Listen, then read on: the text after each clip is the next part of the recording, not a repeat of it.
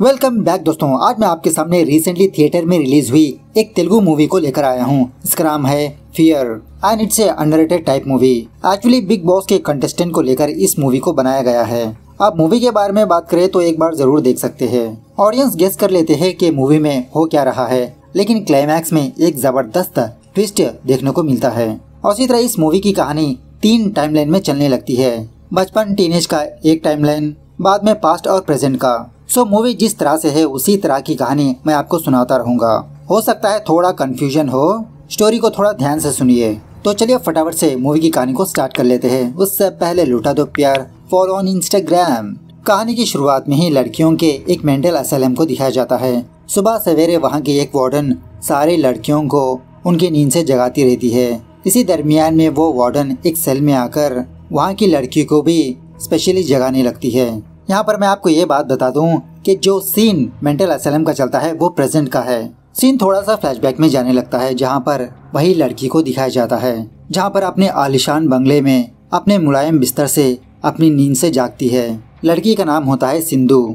सिंधु के साथ साथ इसके अंकल, आंटी, उनके बच्चे भी रहते हैं। और इसी तरह सिंधु के माँ बाप कहीं पर गए होते हैं। सो इसके अंकल आंटी ही सिंधु की केयरिंग करते रहते हैं। सिंधु से पूछने लगते हैं कि ब्रेकफास्ट में क्या चाहिए तुमको। सिंधु कहने लगती है, अरे नहीं आंटी, मैं खुद जाकर अपना ब्रेकफास्ट बना लूंगी। इस तरह से सिंधु अपना ब्रेकफास्ट रेडी करके खाने लगती है। सीन दोबारा प्रेजेंट डे पर शिफ्ट होता है, जहाँ पर यही सिंधु उसी मेंटल असाइलम में पागल लड़कियों के साथ अपना ब्रेकफास्ट कर रही होती है। मतलब यहाँ पर ये दिखाया जाता है कि किस तरह की सिंधु की लाइफ थी और अब किस तरह से हो गई। जब सिंधु अपने घर में थी ये सुकून से अपना ब्रेकफास्ट रेडी करके खाया करती थी, लेकिन यहाँ पर जो दिया जाता है वही खाने को मिलता है और ऊपर से बहुत शोर शराबा। फ्लैशबैक में जब सिंधु अपना बीएफ कर रही होती है तो तभी सिंधु को एक पार्सल आता है। जब सिंधु अपने कुरियर को ओपन करती है तो इसमें एक ब्यूटीफुल सा बुके होता है और एक्चुअली ये बुके इसका बीएफ संपत ने भेजा होता है। खैर बाद में सिंधु रेडी शेडी होकर अपने अंकल आंटी के पास आकर कहने लगती है कि आंटी, मैं बिंदु के साथ शॉपिंग पर जा रही हूँ। वो लोग भी कहने लगते हैं कि जल्दी आ जाओ बेटा। प्रेजेंट डे पर पागल खाने में सिंधु हर एक पागल लड़की से अपने संपत के बारे में ही पूछती रहती है, क्या तुमने मेरे संपत को देखा? संपत कहाँ पर है? अब वो पागल लड़कियां भी अजीब अजीब के जवाब देती रहती है कि मैं तुम्हारे संपत को जानती हूँ, बताऊंगी तो क्या दोगी? एक लड़की कहने लगती है कि मुझे पता है तुम्हारा संपत कहाँ पर है, लेकिन मैं तुम्हें नहीं बताऊंगी, क्या उखाड़ लोगी मेरा? एक और लड़की कहने लगती है, अरे पागल, संपत ने ही तुम्हें यहाँ पर छोड़कर गया, किसी के ऊपर भी भरोसा मत करो। सीन दोबारा थोड़ा फ्लैशबैक में जाने लगता है। सिंधु के बचपन के इंसिडेंट्स को दिखाया जाता है। एक दिन जब सिंधु की माँ सिंधु को खाना खिला रही थी तो सिंधु अपना खाना नहीं खा रही होती, जिसकी वजह से सिंधु की माँ सिंधु को डराने लगती है कि अगर तुम खाना नहीं खाओगी तो भूत आकर तुम्हें ले जाएगा। एक दिन बिंदु नाम की एक बच्ची अपनी दीदी के साथ सिंधु के घर पर आती है सिंधु के साथ खेलने के लिए। यहाँ पर एक और बात यह है कि सिंधु की एक जुड़वा बड़ी बहन भी होती है। उसके बाद पास्ट के प्रेजेंट सीन को दिखाया जाता है, जहाँ पर सिंधु अपनी बेस्ट फ्रेंड बिंदु के साथ शॉपिंग पर आती है। मतलब यहाँ पर सिंधु और बिंदु बचपन से ही बेस्ट फ्रेंड्स होते हैं। जब सिंधु और बिंदु शॉपिंग कर रहे होते हैं तो सिंधु को ऐसा लगता है कि कोई इसको फॉलो कर रहा है। बहुत घबराई सी होती है। फटाफट से अपनी शॉपिंग खत्म करके वहाँ से जाने लगते हैं। कपड़े रखने के लिए जब सिंधु अपनी गाड़ी की डिक्की ओपन करती है तो इसके अंदर किसी की लाश पड़ी होती है। ये देखने के बाद सिंधु घबराते हुए चीखने चिल्लाने लगती है। तभी वॉचमैन सिंधु के पास आकर देखने पर गाड़ी के डिक्की में कुछ भी नहीं होता, सिर्फ एक छोटा सा कीड़ा होता है। सिंधु से कहने लगता है, अरे मैडम, एक छोटे से कीड़े को देखकर आप डर गई। बाद में सिंधु फटाफट से अपनी गाड़ी लेकर वहाँ से निकल लेती है। खैर सिंधु के बचपन में सिंधु की दीदी हमेशा सिंधु के साथ हाइड एंड सीक का गेम खेलने के लिए कहती है। सिंधु अपनी दीदी से यही कहने लगती है, अरे दीदी, मुझे उस गेम से बहुत ही डर है। सिंधु की दीदी कहने लगती है, अरे सिंधु, तुम छोटी छोटी बातों पर इतना डरो मत, मैं हूँ ना, और ऊपर से हमारे फ्रेंड्स भी है ना। इस तरह से मोहल्ले के सारे बच्चे इकट्ठा होकर हाइड एंड सीक का गेम खेलने लगते हैं। गेम के दौरान सिंधु भी कहीं पर जाकर छुप जाती है, लेकिन सिंधु बहुत डरने लगती है। इसको ऐसा लगता है कि कोई इसके पीछे है। पलट कर देखने से भी डरने लगती है। प्रेजेंट डे पर एक वार्डन सिंधु से दवाई खाने के लिए कहती रहती है, लेकिन सिंधु दवाई नहीं खाती। वार्डन से कहने लगती है कि मुझे दवाई नहीं चाहिए, मुझे संपत चाहिए। संपत कहाँ पर है, मुझे बता दो। पास्ट में सिंधु अपनी शॉपिंग करके वापस अपने घर पर आकर जब रिलैक्स कर रही होती है तो यहाँ पर भी सिंधु को ऐसा ही लगता है कि कोई इसको फॉलो कर रहा है। घर में कोई है। शॉकिंगली खिड़की के उस पार सिंधु को एक मास्क वाला बंदा नजर आता है, लेकिन सडनली वो मास्क वाला बंदा गायब भी हो जाता है। सिंधु संपत के बारे में सोचने लगती है। एक्चुअली सिंधु संपत से बहुत प्यार कर रही होती है। कुछ दिनों पहले संपत अपने किसी ऑफिस के काम से किसी दूसरी जगह पर जा रहा होता है। सिंधु से यही बात कहने लगता है कि सिंधु शायद वहाँ पर नेटवर्क नहीं होगा, जब भी मुझे टाइम मिलेगा मैं तुम्हें कॉल करूँगा। सिंधु कहने लगती है कि 1 हफ्ते तक तुम्हारे बगैर मैं कैसे रह पाऊंगी, क्या मैं भी तुम्हारे साथ चलूं संपत? संपत कहने लगता है अरे नहीं सिंधु, वहाँ पर माहौल कुछ अलग है। अरे 1 हफ्ते की तो बात है ना। तो इस तरह से संपत अपने काम पर चला जाता है। सिंधु जब जब संपत को कॉल्स करती रहती है, लेकिन नो नेटवर्क, और ना ही अभी तक संपत ने सिंधु को कॉल किया। खैर सिंधु के बचपन में एक दिन सिंधु की दीदी रात के वक्त हॉरर मूवी देख रही होती है। सिंधु अपनी दीदी से कहने लगती है कि दीदी मैं जाकर सो जाऊंगी, मुझे बहुत डर लग रहा है। सिंधु की दीदी कहने लगती है अरे सिंधु कुछ भी नहीं होगा, ये तो बस मूवी है ना, और वैसे भी मैं तुम्हारी हर एक बात मानती हूँ, तुम मेरी बात एक भी नहीं मानती। इस तरह से सिंधु की दीदी जबरदस्ती सिंधु को मूवी देखने के लिए बिठा देती है। कोई हॉरर सीन आने पर सिंधु जोर से चिल्लाने लगती है। आवाज सुनने के बाद सिंधु के माँ बाप सिंधु के पास जाते हैं। सिंधु का फादर डांटने लगता है कि मैंने तुमसे कहा था ना कि रात के वक्त मूवीज मत देखा करो। अब सिंधु अपनी बहन का नाम नहीं लेती, अपने पापा से कहने लगती है सॉरी डैडी। बाद में सिंधु सोते वक्त अपने पापा से पूछने लगती है कि पापा क्या भूत होते हैं? सिंधु का फादर कहने लगता है नहीं बेटा, भूत वूत नहीं होते, तुम चुपचाप सो जाओ, मैं तुम्हारे पास ही हूँ। दूसरे दिन सिंधु जब अपने ट्यूशन पर जाती है तो इसकी एक फ्रेंड सिंधु से कहने लगती है कि आज मेरा बॉयफ्रेंड भी ट्यूशन पर ज्वाइन होने वाला है। मतलब बचपन में ही इसका एक बीएफ बन गया था। सो थोड़ी देर के बाद संपत नाम का एक लड़का और उसका फ्रेंड इस ट्यूशन पर ज्वाइन होते हैं और वो संपत सिंधु के बगल में आकर बैठता है। पहले ही दिन सिंधु और संपत की अच्छी खासी दोस्ती हो जाती है। ट्यूशन खत्म होने के बाद सिंधु यही बात अपने दीदी को सुनाने लगती है कि उस लड़के ने मुझसे दोस्ती की है। सिंधु की दीदी कहने लगती है बात करने पर थोड़ी फ्रेंड्स होते हैं, ऐसा नहीं होता, साथ में खेलना भी पड़ता है। दूसरे सीन में सिंधु अपने एक और इंसिडेंट को याद करने लगती है। एक दिन संपत सिंधु को एक बहुत बड़ा घर गिफ्ट करने लगता है। कहने लगता है कि ये घर हम दोनों का है, शादी के बाद हम दोनों यहीं पर रहेंगे। इस घर को देखकर सिंधु भी बहुत खुश होने लगती है और शायद इस घर में जो अंकल आंटी रहते हैं वो संपत के माँ बाप होते हैं। इस तरह से सिंधु अपने संपत को बहुत याद करने लगती है। उसी रात जब सिंधु अपने कमरे में सो रही होती है तो एक अनजान बंदा सिंधु को मारने के लिए आता है, लेकिन बाद में पता चलता है कि ये भी सिंधु का एक वहम होता है। सीन दोबारा थोड़ा फ्लैशबैक में जाने लगता है, जहाँ पर सिंधु और उसकी बहन टीनेज की उम्र तक पहुँच जाते हैं। एक दिन सिंधु अपनी बहन से कुछ बातें सुनने लगती है। उस वक्त सिंधु की बड़ी बहन अपनी फ्रेंड से सिंधु के बारे में ही बात कर रही होती है कि कल रात मेरी बहन ने बहुत ही हंगामा कर दिया था। अरे यार, उसके पागलपन को देखकर मैं खुद बहुत डर गई। दिन ब दिन वो पागल होती जा रही है। ये बातें सुनने के बाद जब सिंधु फील हो रही होती है तो तभी बिंदु सिंधु के पास आकर हौसला दिलाने लगती है कि तुम पागल नहीं हो, वो लोग पागल है, और वैसे भी मैं तुम्हारे साथ हूँ ना, तुम फिक्र मत करो। खैर पास्ट के प्रेजेंट पर बिंदु दोबारा सिंधु के पास आने पर सिंधु बहुत ही मायूस होती है संपत को लेकर। सिंधु को चिल करवाने के लिए ये दोनों थोड़ा बाहर जाने लगते हैं। किसी जगह पर जब ये दोनों शॉपिंग कर रहे होते हैं तो तभी सिंधु को दोबारा यही लगता है कि कोई मास्क वाला बंदा इसको फॉलो कर रहा है। इसी दरमियान में कोई बंदा सिंधु को बुलाने पर पीछे से सिंधु कोई चीज लेकर इसके सर पे वार कर देती है। ये देखकर बिंदु कहने लगती है अरे यार, ये तुमने क्या कर दिया, क्यों उसको ऐसे मारा, चलो फटाफट से यहाँ से निकलते हैं। स्कूल डेज में भी जब एक दिन सिंधु स्कूल के वॉशरूम में गई थी तो अनजान बंदा समझकर सिंधु किसी लड़की को जख्मी कर देती है। उसके बाद स्कूल का हेडमास्टर सिंधु के फादर को बुलाकर यही बात कहने लगता है कि दिन ब दिन सिंधु का डर बढ़ता जा रहा है, उसकी डर की वजह से वो दूसरों को जख्मी कर रही है। सर ऐसा पहली बार नहीं, बहुत बार हो चुका है, लेकिन इस बार मैं एक्सक्यूज नहीं दे सकता, आप अपनी बेटी को यहाँ से ले जाइए। हाँ वो एग्जाम लिख सकती है लेकिन स्कूल मत भेजिए, मैंने ऑलरेडी आपको सिंधु के बारे में केयर करने के लिए कहा। अब सिंधु का फादर घर में ही इसके क्लासेस बुलवाने लगता है। खैर पास्ट के प्रेजेंट पर सिंधु अपनी दीदी के पास आकर संपत के बारे में पूछने लगती है, क्या संपत तुम्हें कॉल किया? उसके साइड से अभी तक कोई कॉल नहीं आया दीदी। सिंधु की बड़ी बहन कहने लगती है, देखो उस दिन तुमने मुझे वार्निंग दी थी ना, उस टाइम से मैंने संपत से बात ही नहीं की और मैं बात भी नहीं करना चाहती। एक्चुअली यहाँ पर बात यह है कि सिंधु को ये पसंद नहीं होता कि सिंधु की बड़ी दीदी संपत से बात करे। सिंधु बहुत ही पॉजिटिव होती है। इसी बात को लेकर जब जब संपत और सिंधु के बीच झगड़े होते रहते हैं। प्रेजेंट डे पर हॉस्पिटल के सारे सिस्टर्स सिंधु को पकड़कर इसको जबरदस्ती इंजेक्शन डालने लगते हैं। सिंधु यही कहती रहती है कि मुझे दवाई नहीं चाहिए, मुझे मेरा संपत चाहिए, संपत कहाँ पर है। सीन दोबारा थोड़ा फ्लैशबैक में जाने लगता है। जब सिंधु अपने कमरे में सो रही होती है तो 2 मास्क वाले बंदे सिंधु के पास आकर इसको बेहोशी की इंजेक्शन डालकर बेहोश कर देते हैं। अब शायद उसी दिन से सिंधु इस मेंटल असाइलम में आ चुकी हो। प्रेजेंट डे पर सिंधु के पास एक डॉक्टर आकर सिंधु से यही कहने लगता है कि मैंने तुमसे कितनी बार कहा कि संपत नाम का बंदा कोई है ही नहीं। इस तरह से सिंधु को करुण शॉक देते रहते हैं। सीन दोबारा थोड़ा फ्लैशबैक में जाने लगता है।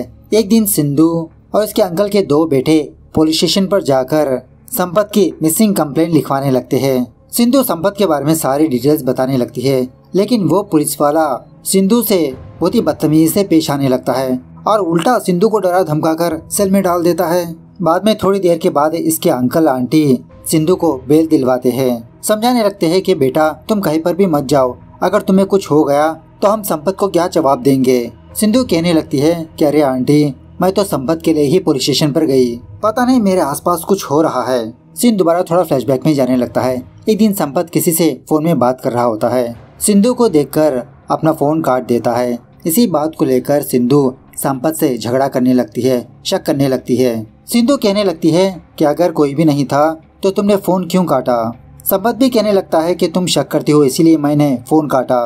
देखो सिंधु, अगर तुम ऐसे ही करती रहोगी तो मैं एक दिन तुम्हें छोड़कर चला जाऊंगा। यह सुनने के बाद सिंधु बहुत रोने लगती है, लेकिन संपत दोबारा सिंधु को समझाने लगता है कि मैं तुम्हें छोड़कर कहीं पर भी नहीं जाऊंगा। खैर टीनेज की उम्र में एक दिन सिंधु ये सोचने लगती है कि अब तो मैं ट्यूशन पर नहीं जा रही और मेरी दीदी तो मेरी जैसी लगती है।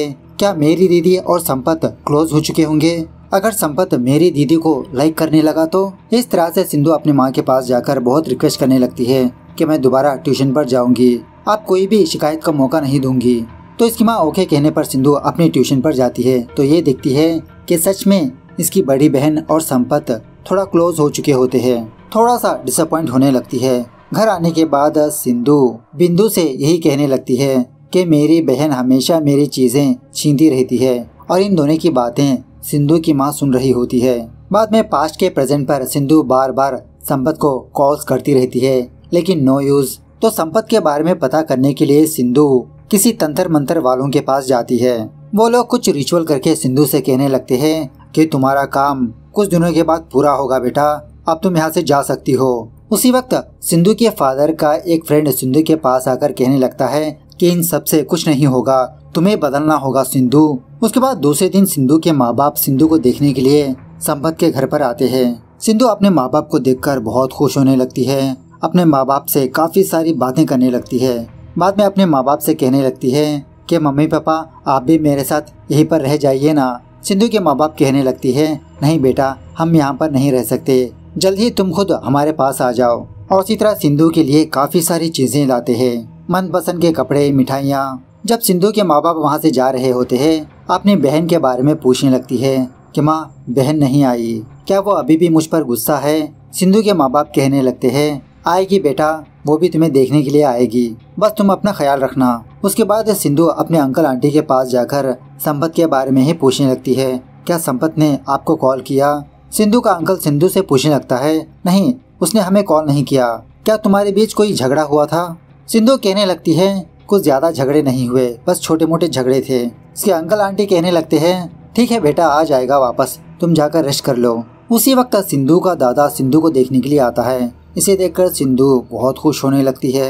सिंधु का दादा सिंधु को बहुत मोटिवेट करने लगता है कि डर सिर्फ तुम्हारे दिमाग में है बेटा, अगर उस डर को अपने दिमाग से निकाल दोगी तो तुम जीत सकती हो। उसके बाद स्कूल डेज में एक दिन सिंधु ये देखती है कि इसकी बड़ी बहन संपत के साथ पार्क में जाकर बैठकर पढ़ाई कर रही है। अब ये चीज सिंधु बर्दाश्त नहीं कर पाती, फटाफट से उनके पास जाकर अपनी बड़ी बहन को डांटने लगती है कि तुमको पढ़ाई करने के लिए संपत ही मिला। इस तरह से बहुत झगड़ा करने लगती है।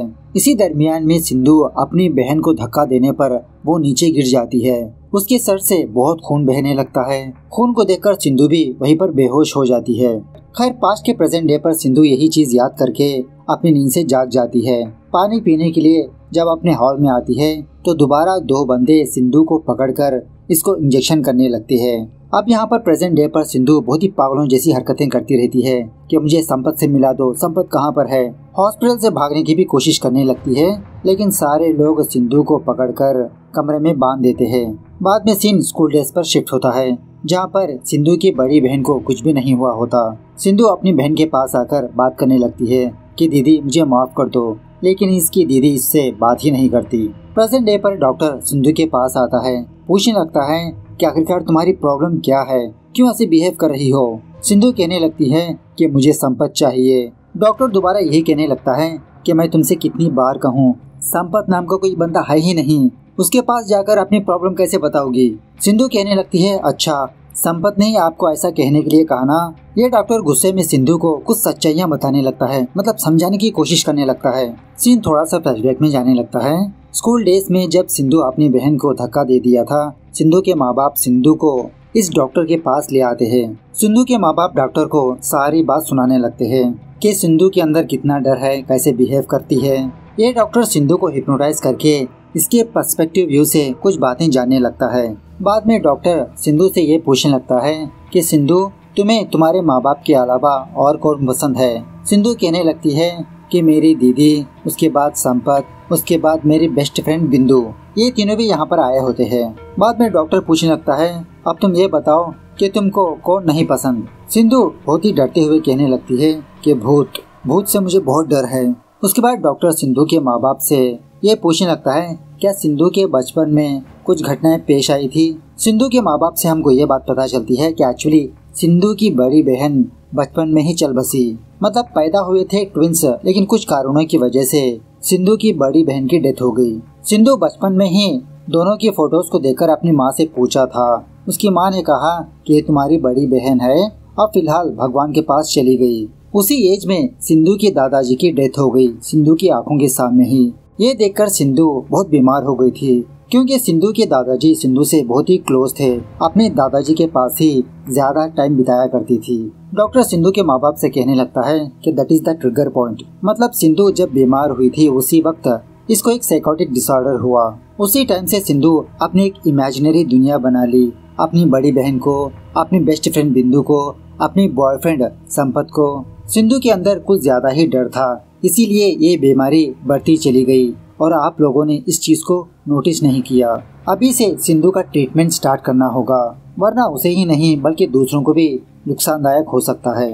अपने बचपन में सिंधु पहले अपनी बहन को इमेजिनेशन करके उसके साथ खेलने लगी। बाद में दूसरों के फ्रेंड्स को देखकर ये खुद अपनी एक फ्रेंड को इमेजिनेशन करने लगी। और इसी तरह जब इसकी फ्रेंड ने ट्यूशन में अपने बॉयफ्रेंड के बारे में बताया था तो सिंधु संपत नाम के एक कैरेक्टर को भी इमेजिनेशन करने लगी। डॉक्टर कहने लगता है कि बच्चों को बचपन से ही उनके माँ बाप एज ए फ्रेंड की तरह ट्रीट करना होगा, उनके अकेलेपन को दूर करना होगा।